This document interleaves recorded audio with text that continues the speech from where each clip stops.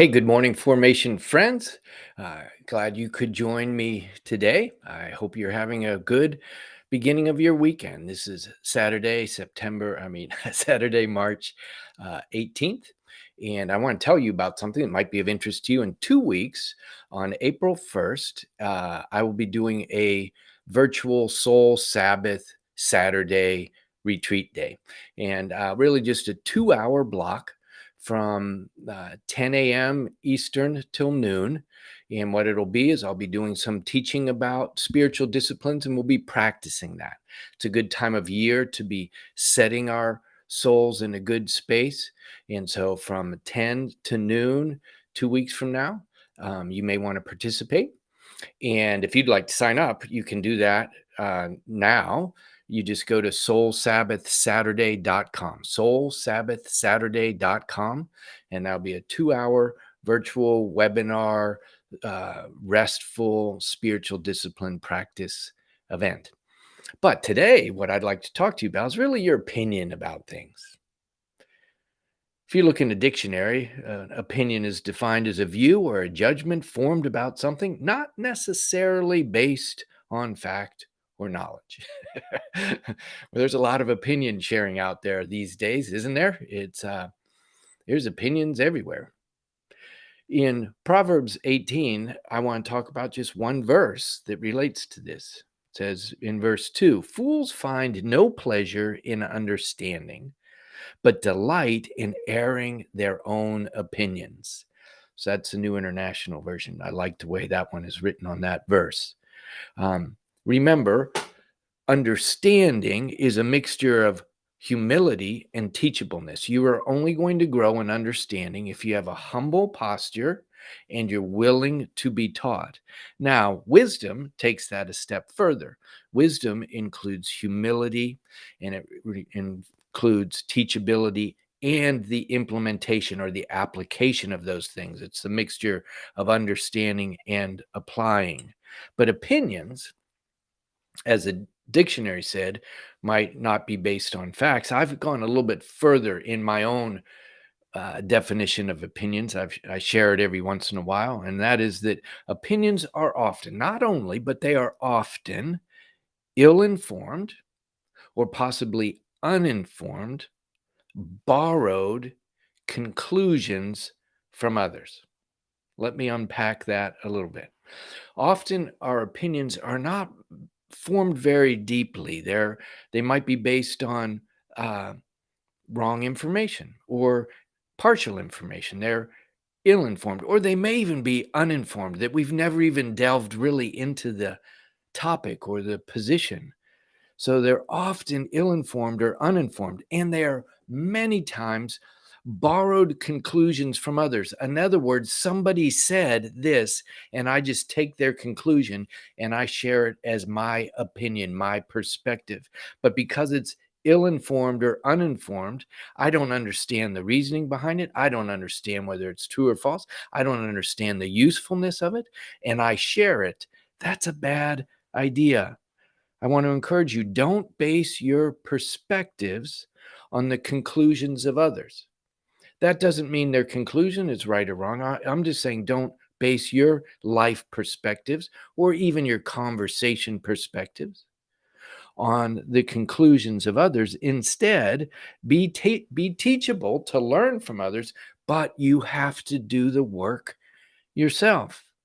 You need to understand the reasoning and the logic behind the things that you say, and you want to learn to discern it behind the things that other people say. Understand the reasoning, the logic, and the value of that perspective or position. Take the time to understand, because we also want to, even more importantly, understand God's perspective on that position, on that understanding. You want to understand God's perspective for yourself, not, again, a borrowed perspective that somebody else says, this is God's view. No, you're going to need to develop your own understanding of God's position. Let me give you an example. I'm going to kind of go on a tangent for a moment here. You know, a lot of how the news is presented in every arena TV, media, is really these kind of like conclusions. And they're actually often dramatized or exaggerated so that you'll watch. That's just the world we live in. We need to be aware of that. But let's go to the idea of opinion.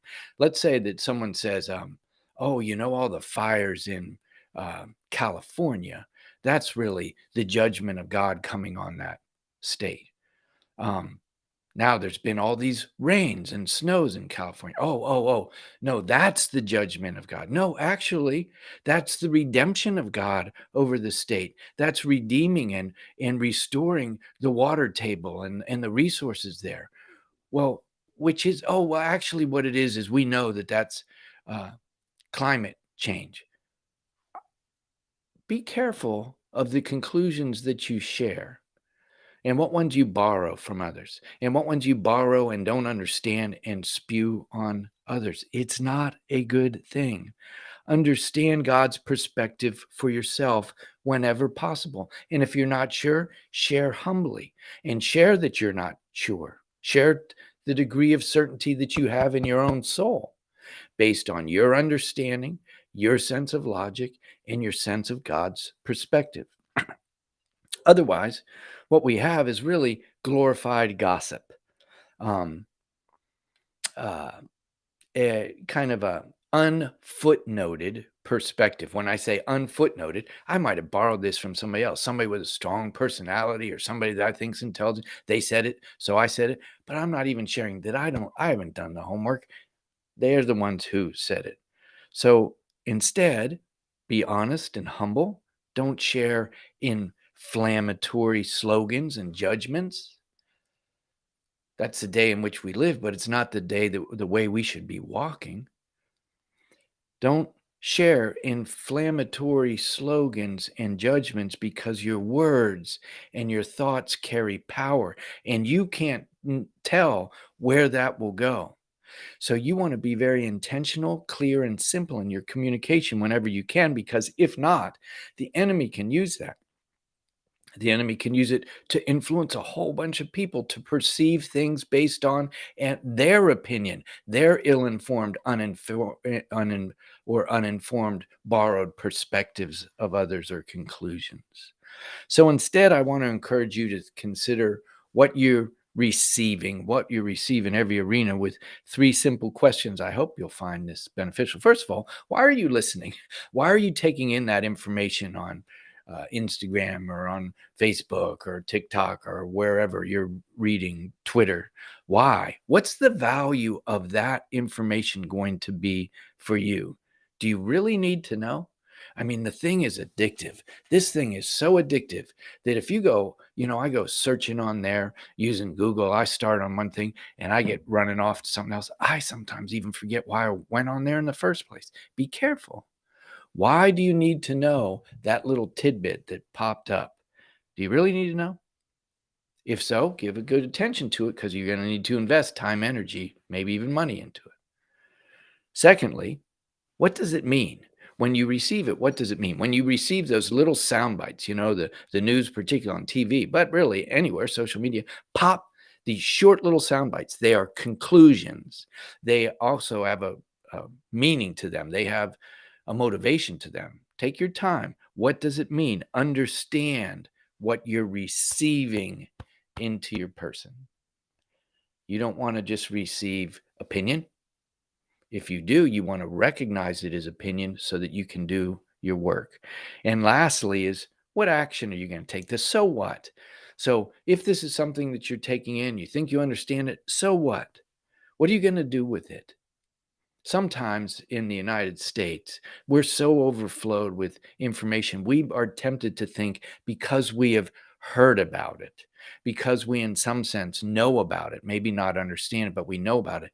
That makes us feel as if we are somehow in a better place than we were before we knew about it. Well, so what? Are you going to intercede in some way, whether that's through prayer or action, to bring a help? Are you going to use this information to build others, build yourself, build others, release the kingdom of God? Is it going to be useful to you and others or not? That's what you want to continually come down to in conclusion. So, why listen? What does it mean? So what? What am I going to do with that? Well, in conclusion, I want to encourage you to practice what I'll call opinion restraint. Practice opinion restraint. In other words, you don't have to share your opinion about everything. Now, if you're an extroverted person, that's a lot more of a challenge than an introverted person. An introverted person has lots of opinions, they keep them on their inside, and they make judgments based on their opinions, but they don't tell others. An extroverted person brings them out and spews them on the table because they are external processors. I just want to encourage you internally and externally, practice opinion restraint. Go through the process, discern it, understand it. What am I going to do with it? And begin to notice the opinionizing of others. And when you see that happening, you don't have to challenge it necessarily. You might if it's a friend that you believe is teachable and they need to recognize this process. But you don't have to challenge it necessarily. I'm just encouraging you, don't take it in. When you recognize opinionizing, don't take it in as if it's factual or because it'll bind you, judge you, and you'll spew it out in some other way.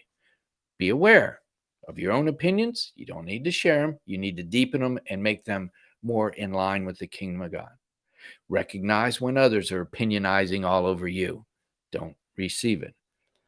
Instead, I want to encourage you to choose fresh, life-giving understanding. Take hold of that, speak that. Fresh, life-giving understanding rather than the opinions, conclusions that can bind you or others. Hope that's of some benefit. If you want to, again, in a couple weeks, go on that Saturday, participate in my Soul Sabbath Saturday. Just go to soulsabbathsaturday.com, register. Talk to you tomorrow. Bye-bye.